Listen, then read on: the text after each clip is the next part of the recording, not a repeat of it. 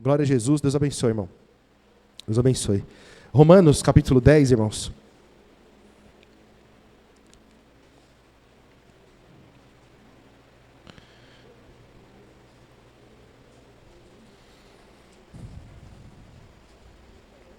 A carta aos Romanos é uma carta que o apóstolo Paulo escreve com o intuito de fixar, deixar bem firme o que o homem que crê em Jesus deve ter por fé, não é? Ele argumenta em vários capítulos, mostrando que a lei é incapaz de nos dar vida, né? E mostrando que é através da fé que nós alcançamos a salvação, que nós adoramos a Deus, que nós servimos a Deus, não é? E aqui no capítulo 10, ele começa, irmãos, verso 1, dizendo assim: irmãos, o bom desejo do meu coração e a oração a Deus por Israel é para a sua salvação. Então ele está falando de Israel por quê? Né? Verso 2, porque lhes dou testemunho de que tem zelo de Deus, mas não com entendimento. Por quê? Porque ele nasceu na tribo de Benjamim, uma tribo de Israel. Ele conhece o povo de Israel, a sua família está lá. Então a oração dele, o desejo do coração dele é o quê? Que eles viessem a ser salvos, não é? Mas eles apenas tinham zelo de Deus, não tinham entendimento. Ter zelo de Deus, temor, medo, seja lá como for, não dá salvação para ninguém, irmãos. Então, as pessoas falam assim, todos os caminhos levam a Deus. De jeito nenhum. Existe um caminho que é Jesus. Esse é o caminho da salvação. Não tem outro caminho. A salvação é por Jesus Cristo. Os muitos deuses que existem, que se manifestaram antes de Jesus, e alguns até depois, né? Porque criam deuses, até o dia de hoje estão criando deuses por aí. Eles prometem aquilo que a carne quer receber, não é? Coisas para benefício próprio, para essa vida. E o Senhor Jesus fala de vida eterna, de reino dos céus. O Senhor Jesus mostra para todos nós que esse mundo é um mundo caído, é um mundo perdido. E só não foi destruído porque houve graça e misericórdia de Deus em enviar o seu Filho como homem para pagar um preço, para nos comprar e nos transformar. Mudar a nossa vida, a nossa forma de pensar, nossa forma de ser, de agir, para que nós pudéssemos, então, ser chamados filhos de Deus e viver na glória de Deus, né? Não mais como homens carnais, pecadores, mas transformados na renovação do entendimento. E não só isso, né, irmãos? Nós também receberemos um corpo novo, né, renovado. Então, irmãos, o povo de Israel tinha zelo, mas não tinha entendimento. E é o que nós vemos por aí, não é? Nós vemos muito, infelizmente, isso acontecendo. Nos dias de hoje, em igrejas, em pessoas, irmãos, religiões que se dizem cristãs, sem entendimento nenhum. Então, verso 3, porquanto, não conhecendo a justiça de Deus e procurando estabelecer a sua própria justiça, não se sujeitaram à justiça de Deus. Porque o fim da lei é Cristo, para a justiça de todo aquele que crê. Ora, Moisés descreve a justiça que é pela lei, dizendo, o homem que fizer essas coisas viverá por elas. Mas a justiça que é pela fé diz assim, não digas em teu coração, quem subirá ao céu, isto é, a trazer do alto a Cristo? Ou, quem descerá ao abismo, isto é, a tornar a trazer dentre os mortos a Cristo? Mas o que diz? A palavra está junto de ti, na tua boca e no teu coração. Esta é a palavra da fé que pregamos. A saber, se com a tua boca confessares ao Senhor Jesus e em seu coração creres que Deus o ressuscitou dentre os mortos, será salvo. Então, ele fala de Moisés. O que foi que Moisés disse? Aquele que fizer as coisas da lei que eu manifestei, que eu preguei, que eu anunciei, quem cumprir, este será salvo. Viverá por elas, né? No caso. O homem que fizer essas coisas viverá? Viverá onde, irmãos? Viverá nesse mundo. Não é? Por quê? Porque a lei tinha promessas materiais ali. Tinham promessas boas ali para esse mundo. Para o mundo, as promessas da lei, para quem cumprisse a lei, eram boas, não é? Mas tinham prazo de validade. Mas a justiça, que é pela fé, e ele começa dizendo algo que parece meio confuso, né? No verso 6, ó. Mas a justiça que é pela fé, diz assim, não digas em seu coração, quem subirá ao céu? isto é, a trazer do alto a Cristo? Ou quem descerá ao abismo, isto é, a tornar dentre os mortos a Cristo?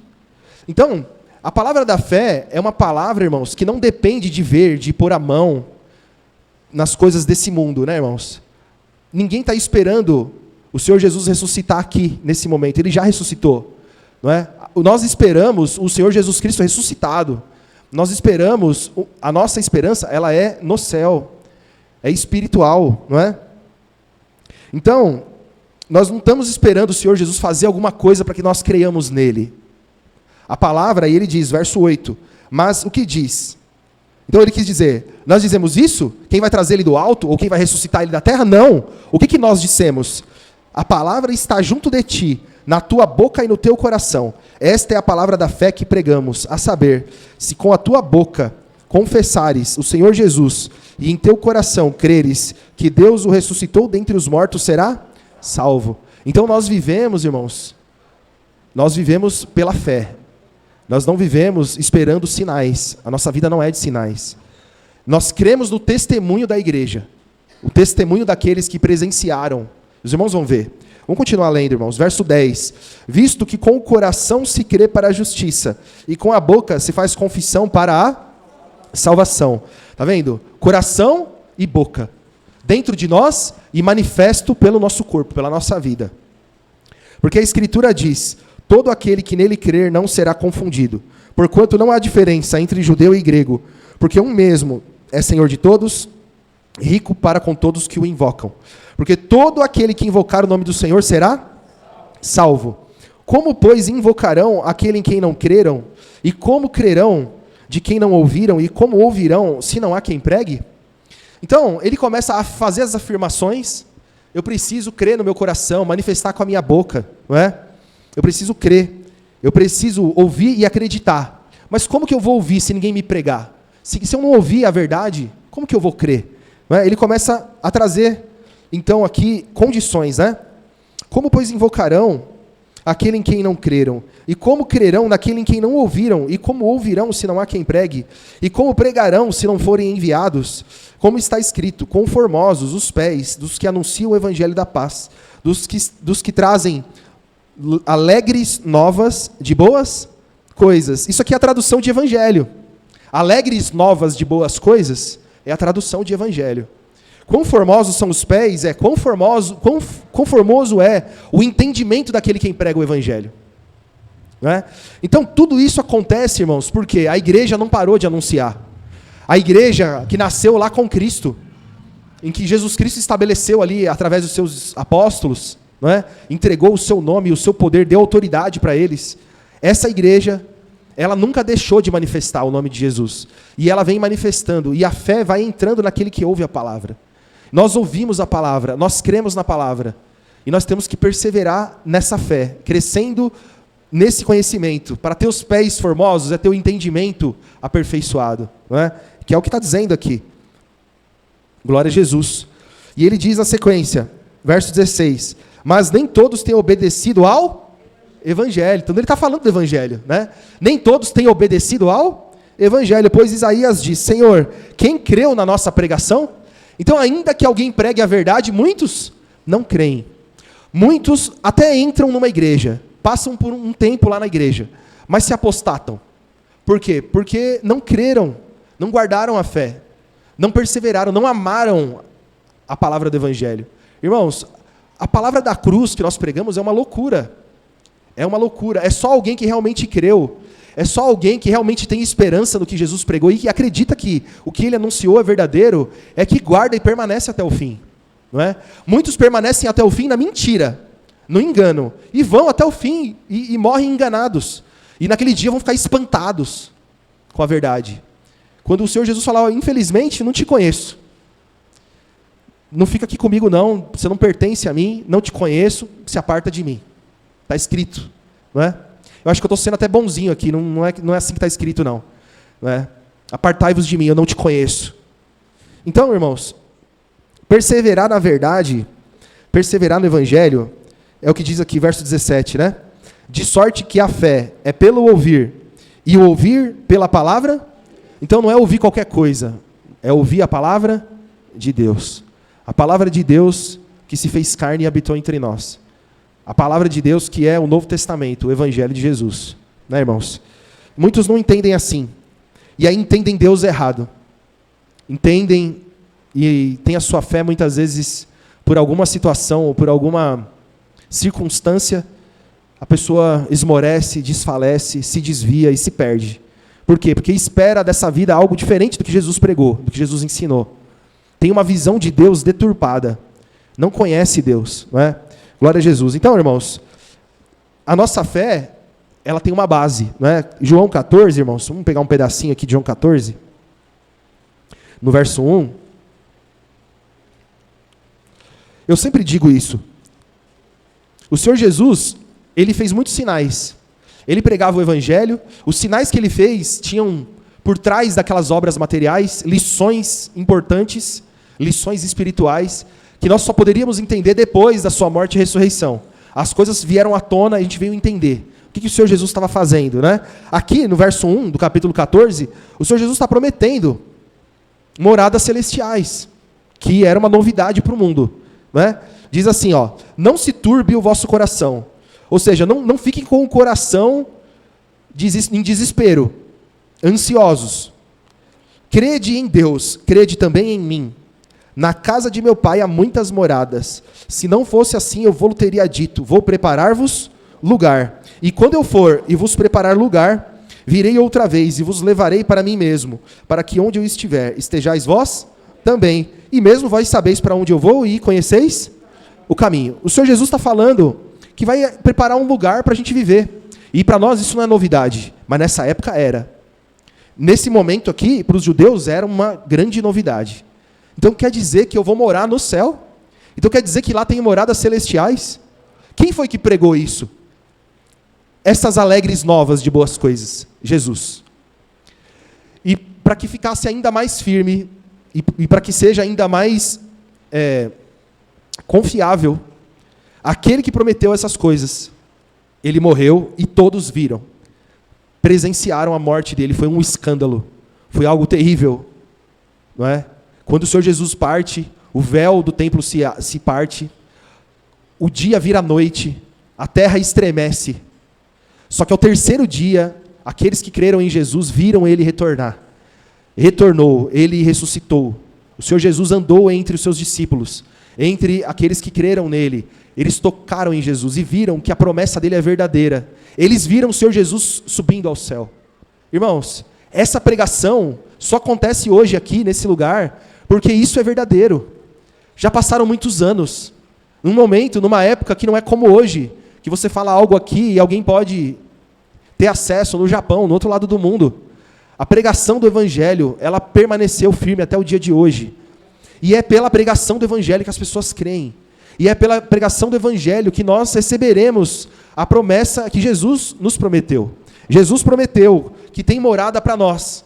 Essa é a fé que nós cremos. Ele prometeu também aqui, irmãos, ó, verso 15, capítulo 14 mesmo.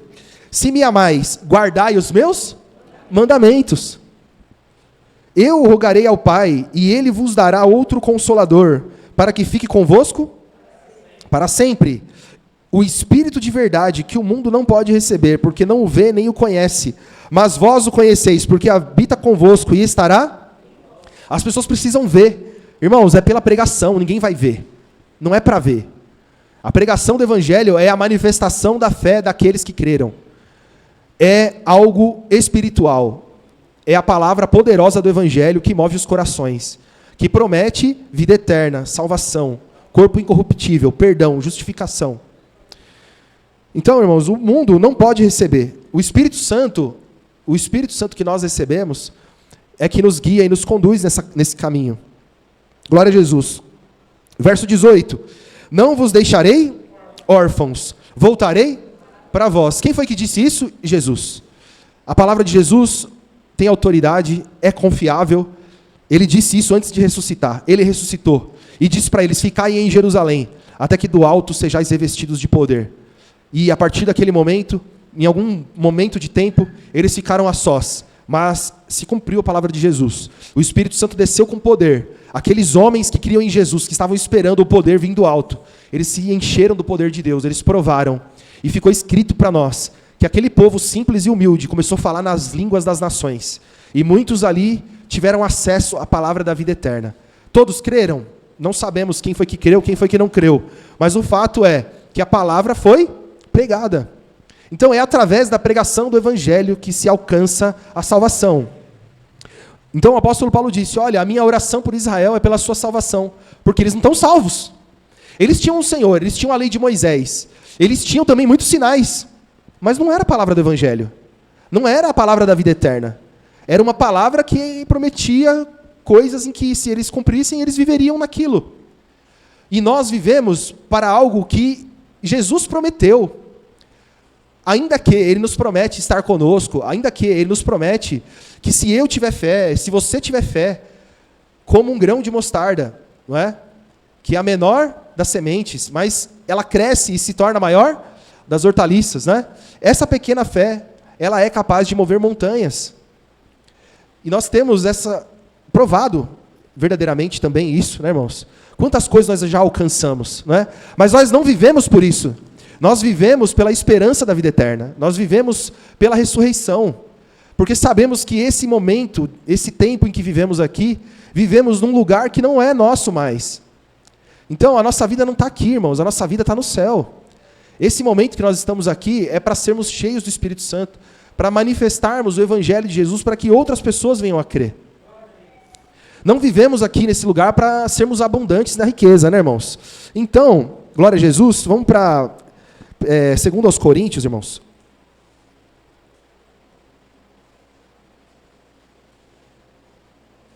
Capítulo 5. Capítulo 4, peraí. Acho que é capítulo 4.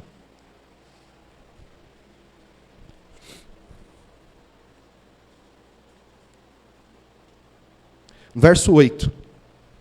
Capítulo 4, verso 8.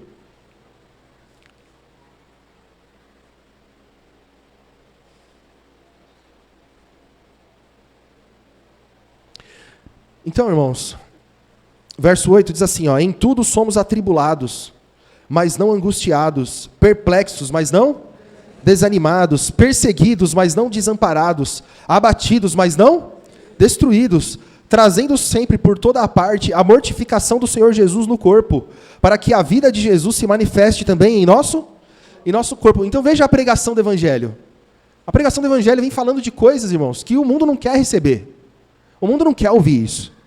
E nós ouvimos e permanecemos aqui, e insistimos em estar aqui, reunidos, porque nós sabemos que é por um momento de tempo que isso vai acontecer. É por um momento de tempo.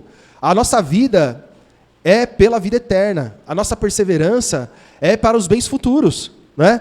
Então, ele diz assim, verso 11, e assim nós que vivemos estamos sempre entregues à morte por amor de Jesus, para que a vida de Jesus se manifeste também na nossa carne mortal. Como que é isso, irmãos? A vida de Jesus se manifestar na nossa carne mortal. Como que foi a vida de Jesus? A vida de Jesus foi uma vida de caridade, de entrega, de amor. Então você mortifica a sua vida e a vida de Jesus manifesta na sua vida. Aonde você anda, Jesus anda ali. A vida de Jesus acontece na sua vida, porque você é membro do corpo de Cristo. Você anda e manifesta o bom perfume de Cristo. Você leva a verdade. As pessoas ficam impactadas porque percebem a luta, a aflição, a dificuldade, mas a firmeza, a perseverança. Não é? Alguém resiliente, alguém que não se abala, alguém que não se corrompe. Se isso for verdadeiro, é Deus sendo glorificado na sua vida. Não é? Glória a Jesus. Então, verso 12, de maneira que em nós opera a morte, mas em vós a vida. O que ele está querendo dizer? Aquele que se entrega pelo Evangelho, ele se mortifica, porque ele podia fazer o que fosse nesse mundo para aproveitar a sua vida. Mas ele mortifica a sua carne para que outras pessoas tenham vida. É o que ele disse aqui. Ele está se colocando como aquele que mortificou a sua vida para que os coríntios tivessem vida. É isso que ele está dizendo. Então ali eles estavam como aprendizes, né? Como alunos, discípulos. E Paulo como mestre, como alguém que se mortificou para que eles pudessem ter vida, né?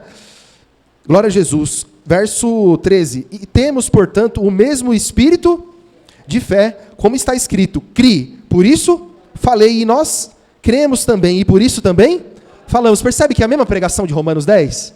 É a mesma pregação. Sabendo que, verso 14, sabendo que o que ressuscitou o Senhor Jesus, nos ressuscitará também por Jesus, e nos apresentará convosco. Porque tudo isso é por amor de vós, para que a graça multiplicada por meio de muitos, faça abundar a ação de graça, para a glória de Deus. Tá vendo, irmão? Então, vamos ler de novo, verso 15, ó. Porque tudo isso é por amor de vós, para que a graça, multiplicada por meio de muitos, faça abundar a ação de graças para a glória. Então a graça multiplicada chegou até nós, irmãos. A palavra que Jesus pregou lá, há 2000 anos atrás, encontrou um coração com fé, que encontrou outro coração com fé, que encontrou uma boca que falou, que manifestou, e foi chegando, e chegou até nós. E você tem fé hoje porque alguém teve fé antes. Você tem fé hoje porque alguém perseverou na fé antes.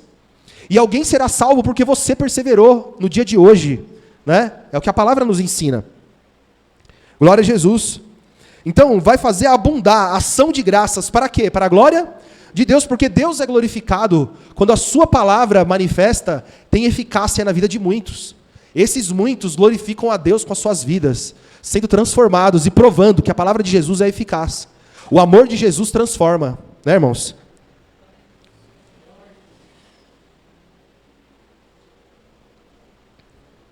Verso 16. Por isso não desfalecemos, mas, ainda que o nosso homem exterior se corrompa, o interior, contudo, se renova de dia em dia, porque a nossa leve e momentânea tribulação produz para nós um peso eterno de glória muito excelente, não atentando nós nas coisas que se veem, mas nas que não se veem, porque as que se veem são temporais, mas as que se não veem são eternas. Então, irmão, você não pode viver esperando Jesus nessa vida. O propósito da sua vida não é esse, ainda que você tenha causas que só Jesus pode resolver. E essa causa que só Jesus pode resolver, Ele te motivou a buscá-lo. Ele te disse, busca que você vai encontrar. Busca que você vai encontrar. A palavra da fé que nós pregamos, acima de tudo, é mortificação. É negar-se a si mesmo, é esperança de vida eterna. Sim, essa é a principal palavra que nós pregamos. Esse é o Evangelho de Jesus. Mas a mesma palavra do Evangelho também nos ensina que o seu Senhor, o Deus verdadeiro e a vida eterna, Ele é bom. E se você bater, você vai encontrar. Então Ele também te deu fé para isso. Mas esse não é o objetivo da sua vida, né, irmãos? No capítulo 5, aí na sequência, irmãos, vamos continuar lendo. Porque sabemos que se a nossa casa terrestre desse tabernáculo se desfizer, o que ele está dizendo? Se o seu corpo morrer, é isso que ele está dizendo. Se o seu corpo perecer, se a sua carne falir, não é? Morrer, temos de Deus um edifício, uma casa não feita por mãos, eterna nos céus. Então, se Jesus prometeu, se o Senhor Jesus Cristo prometeu moradas celestiais lá no capítulo 14, aqui ele está dizendo do nosso corpo. Ele chama o nosso corpo de tabernáculo, de barracão. Ele falou aqui no capítulo 4, um pouco antes, né? Que ainda que o nosso homem exterior se corrompe, ou seja, perde vida a cada momento, se o nosso corpo, a nossa carne morre a cada instante, o nosso homem interior se renova.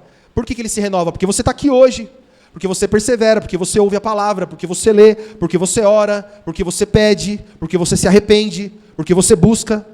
Né? Então, aqui ele continua dizendo que se esse tabernáculo morrer, porque ele vai morrer, a não ser que Cristo volte e nos recolha para si, né?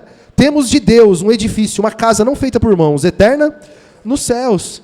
Então, irmãos, a palavra de Jesus também nos promete um novo corpo, um corpo ressuscitado. Então, tem promessa de vida eterna, tem promessa de moradas celestiais, tem promessa de um corpo novo. Então, são muitas as promessas em que nós depositamos a nossa fé. A fé que nós ouvimos, porque alguém pregou. Né? Glória a Jesus. Verso 2. E por isso também gememos, desejando ser revestidos da nossa habitação que é do céu. Se todavia, estando vestidos, não formos achados nus, porque também nós, os que estamos nesse tabernáculo, gememos carregados, não porque queremos ser despidos, mas revestidos, para que o mortal seja absorvido pela vida. Queremos ser cheios de entendimento, revestidos de poder, revestidos de graça, revestidos de fé, de palavra, né, irmãos? Para que nós possamos abrir a nossa boca e levar adiante aquilo que nos salvou, a mensagem do Evangelho que nos alcançou, né, irmãos? Então não esteja vazio, não esteja despido, seja encontrado cheio, revestido, né? Verso 5, ora, quem para isso mesmo nos preparou foi Deus, o qual nos deu também o penhor do Espírito, a garantia do Espírito. O Espírito Santo foi enviado, está dentro de você, dentro de mim, nesse momento conosco, é Ele que conduz a igreja, né? Glória a Jesus. Verso 6, por isso estamos sempre de bom ânimo, deveria ser, né, irmãos? Deveríamos estar sempre de bom ânimo, sabendo que enquanto estamos no corpo, vivemos ausentes do Senhor, porque andamos por fé e não por vista, mas temos confiança e desejamos antes deixar esse corpo para habitar com o Senhor. Que bom se fosse sempre assim, irmãos, porque muitas vezes não é assim. Muitas vezes não é assim, irmãos. Muitas vezes não queremos deixar esse corpo. Estão agarrados nessa carne, agarrados nesse corpo, amargurados porque a vida está ruim. E deixamos de trabalhar a nossa fé, a nossa esperança, com alegria, não é? Então ele diz, verso 9, pois porque muito desejamos também ser-lhe agradáveis, quer presentes, quer ausentes. Glória a Jesus, porque todos devemos comparecer ante ao tribunal de Cristo, para que cada um receba segundo o que tiver feito por meio do corpo, ou bem ou mal. Glória a Jesus. Então, irmãos, verso 11, assim que sabendo o temor que se deve ao Senhor, persuadimos os homens à fé. Mas somos manifestos a Deus, e espero que nas vossas consciências sejamos também manifestos. Olha que palavra linda, né, irmãos? Então, ele diz que vai chegar um dia, irmãos, que nós seremos cobrados, porque recebemos esse grande dom de vida eterna, essa palavra, e estaremos diante do tribunal de Cristo, para receber o que tivemos feito por meio do corpo, né, irmãos? Ah, mas a palavra não diz que não é por obras, mas é por fé? Pois é, irmãos, mas aquele que tem fé, ele tem obras de fé, não é? É isso a que o apóstolo Paulo se refere, né, irmãos? Glória a Jesus. Então, irmãos, nosso tempo já foi, mas a mensagem do Evangelho é essa. A palavra que te alcançou é porque alguém trouxe ela. Irmãos, o Espírito Santo que foi enviado por Jesus Cristo, a promessa se cumpriu, nunca deixou de agir na igreja. Foi trazendo salvação e vida, e nos alcançou. E precisa seguir alcançando vidas, não é? Através da sua vida, da minha vida, do corpo de Cristo, né? Precisamos manifestar a verdade do Evangelho. E é só pela verdade que as pessoas serão salvas, irmãos. Nós vemos por aí a palavra de Moisés sendo pregada.